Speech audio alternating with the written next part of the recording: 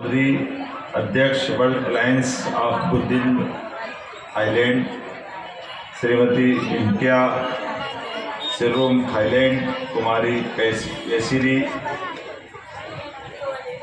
Thailand, पूज्य नंदका बोंटांग Kong Laos, पूज्य खमनी माइफोन लाओस, पूज्य भंते मास्टर जैन, अध्यक्ष समुद्र ग्लोबल फाउंडेशन नागपुर, भंते संघ रत्न थेरो औरंगाबाद महाराष्ट्र। आज के इस मंच पर विराजमान माननीय विधायक भगवान दास सरनानी, हमारे मित्र प्रदेश मंत्री भाजपा राहुल कोठारी जी, सांख्य पुत्र भंते सांगर थेरो, द बुद्ध भूमि महाविहार मोनेस्ट्री, हमारे नगर निगम के अध्यक्ष किशन सूर्यवंशी जी, इस अवसर पर पूरा मंच आप सबको प्रणाम करता हूं और आपका भी नमस्कार करता हूं। कई कारणों से आज के इस उथल भरे विश्व के वातावरण में जो 2500 साल पहले महात्मा बुद्ध ने जिस तरफ कदम बढ़ाए, दुनिया पुनः उसी तरफ उनकी निगाह से देख रही है कि हमको युद्ध नहीं बुद्ध चाहिए। दुनिया उस तरफ देख रही है। अद्भुत व्यक्तित्व और एक तरह से उनका समूचा जीवन दर्शन हर गरीब के लिए करुणा से भरा हुआ उनका मन, सबके लिए आशीर्वाद, समूची संस्कृति से प्रकृति से प्रेम, और जिस मार्ग पे बुद्ध ने कदम बढ़ाए आज भी वो समसामयिक है। आज भी वो उसी प्रकार से हर एक को लालायित करता, ललचाता है और प्रकृति के साथ परमात्मा में, आत्मा में परमात्मा की उस भावना को प्रज्वलित करता है, जिसके लिए संसार उनको सिर माथे पे बिठा करके आनंद से झूम उठता है। हमारे लिए वो सौभाग्य की बात है। कई कारणों से हमारे लिए गौतम बुद्ध का संदेश आज भी वो उतना ही महत्व का है। एक और कारण आज है हमारे लिए, आज गणतंत्र का दिवस है। गणतंत्र दिवस की भी मैं बधाई देना चाहूँगा। आप सबको बहुत बहुत बधाई। भारत का गणतंत्र दुनिया का सबसे बड़ा लोकतंत्र का सबसे बड़ा देश, और ऐसे बड़े देश में यशस्वी प्रधानमंत्री, उनके अपने एक एक निर्णय से इस देश का मान सम्मान बढ़ रहा है। और कितना अच्छा लगता है महात्मा गौतम बुद्ध के संदेश को लेकर के यशस्वी प्रधानमंत्री निर्बाध रूप से पूरे विश्व में विचरण करते हुए हमारे बुद्ध का संदेश भी दे रहे हैं और युद्ध से विमुक्त करने का संदेश भी दे रहे हैं। युद्ध से विरत रहकर के जीवन मात्र से प्रेम करने की करुणापूर्ण इस यात्रा में वो सहभागी भी बनाते हैं, सबको जोड़ के भी चलते हैं। सबके साथ रह करके जिस दर्शन के कारण से भारत दुनिया भर में सदैव अपनी एक विशेष पहचान बनाता है।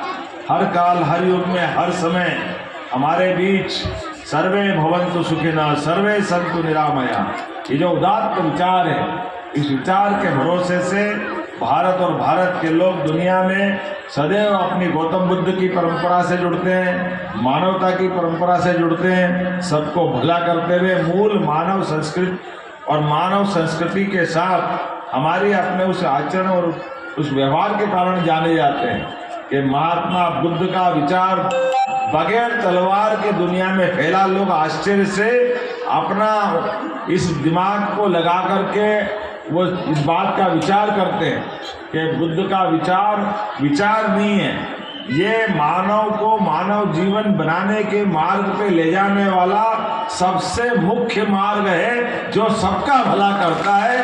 किसी को जीवन में कोई आवश्यकता नहीं। जो इस मार्ग पे बढ़ा वो बढ़ता ही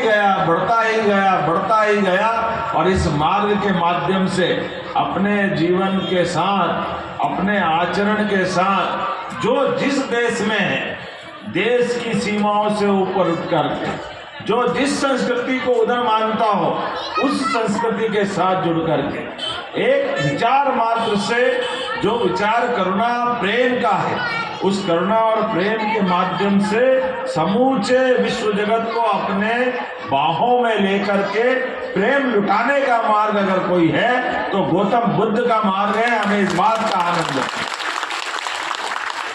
और महात्मा गौतम बुद्ध का मार्ग, भगवान गौतम बुद्ध का मार्ग, यद्यपि हमारे सनातन संस्कृति में भी गौतम बुद्ध को भगवान विष्णु का अवतार ही माना गया है। ये सौभाग्य की बात, हमारे लिए कहीं कोई बीच में व्यवधान नहीं, एक ही दृष्टि से सोचने का मार्ग है। उस मार्ग में ये नाना प्रकार की व्यवस्थाओं को समझने के आज के इस दौर में हमारे कवि मित्र ने बहुत अच्छी कविता पढ़ी, इनका भी अभिनंदन कर दो। क्या झूम के, क्या अच्छे बोलों का संयोजन करा है। काल के प्रवाह में, अतीत के काल में, 20वीं शताब्दी में कई बार समाज में रहते रहते बहुत सारी विकृति आ जाती है और उस विकृति से सुकृति की तरफ समाज सुधार के लिए किसी महापुरुष का मार्ग निहारता है। गौतम बुद्ध का मार्ग जो 2500 साल पुराना है, वो सबसे पवित्र मार्ग था, लेकिन उस मार्ग में आने वाली थोड़ी बहुत अवरोध जो आए थे हमारे बीच, फिर भीम आए 20वीं शताब्दी में, जिनके आधार पर देश उसको एक अलग रूप में देखता है। डॉक्टर भीमराव अंबेडकर, जिनका नाम ही पर्याप्त है, जिनने अपने जीवन में, अपने एक एक संघर्ष में समानता का, समता का, समता मूलक समाज का एक अलग अलग जगाया। और ये जब परमात्मा का कुछ निर्णय होता है, जब देश आजाद होने वाला था, देश आजादी की तरफ बढ़ रहा था, तो देश की आजादी के साथ साथ समाज में और कौन कौन से चीजों की आवश्यकता है, वो सारी चीजें, जैसे परमात्मा जब अपने यहाँ मानसून का आनंद लाता है, जब बारिश होती है तो बारिश में पूरी प्रकृति एक अलग प्रकार के आवरण से आनंद से डूब जाती है। वह आनंद से डूब जाने में हमारे सामने उमड़ती घुमड़ती काली घटाएं जब बादल बन के वर्षा करती है तो प्रकृति को नया जीवन मिल जाता है और कई सारी फुलवारियों में अलग अलग प्रकार के आनंद के साथ वनस्पतियां मुस्कुराती है और सबको जीवन में लालायित करती है। उसी प्रकार से जब आजादी मिल गई थी, हमारे यहाँ कई प्रकृतियों के बीच में से कई कुरीतियां अपना मार्ग पकड़ रही थी। ऐसे में बड़े समाज के अंदर सामाजिक समरसता की लड़ाई लड़ने वाला भी एक योद्धा की जरूरत थी और डॉक्टर भीमराव अंबेडकर ने उस बात को सबके सामने ला करके अपने बीच उस समाज की विकृति को दूर करने के लिए अपने खुद के जीवन से सबको आलोकित करते हुए जीते जी जो अपने जीवन से एक तरह से प्रकाश फैला के गए, वो उनके जीवन काल में भी प्रकाशित देता रहा और आज भी उतना ही महत्व का है।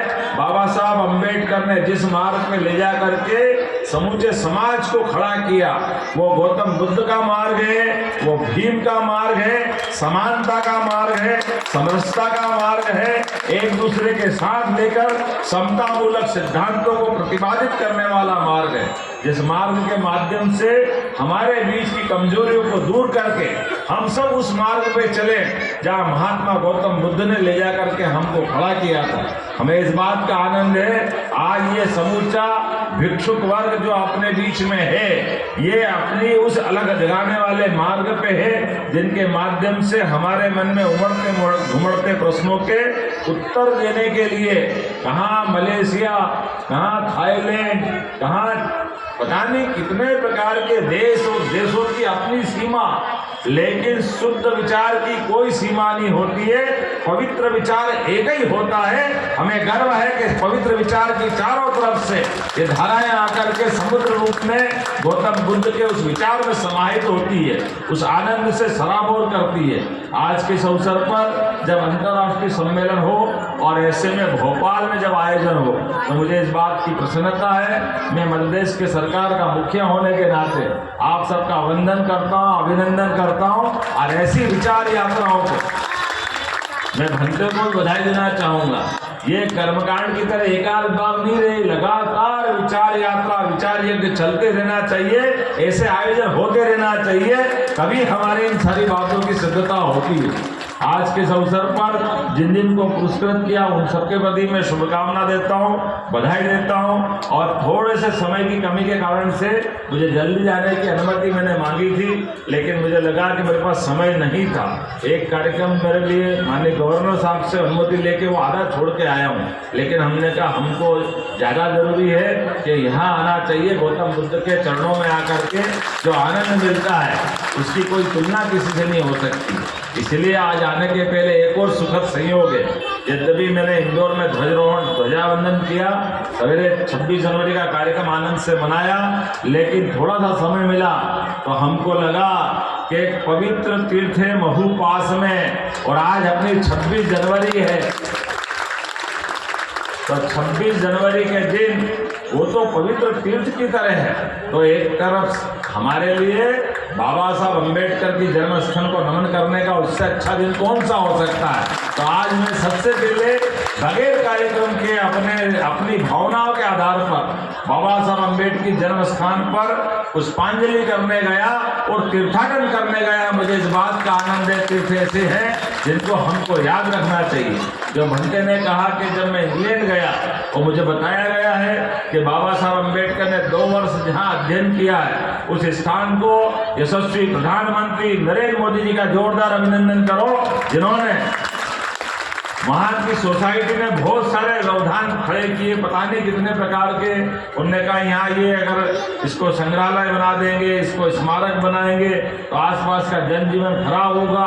कोर्ट कचहरी हुई, लेकिन 8-10 साल माननीय नरेंद्र मोदी जी ऐसे मामले में डरने वाले नहीं है। वो जो कोर्ट में जाना था सब पक्ष रखा, और मुझे इस बात की प्रसन्नता कि उस बिल्डिंग को परचेज करके वो एक अपना तीर्थ बना करके पूरे दुनिया के सामने आज वो उपलब्ध कराया है। तो मैं वहाँ नमन करने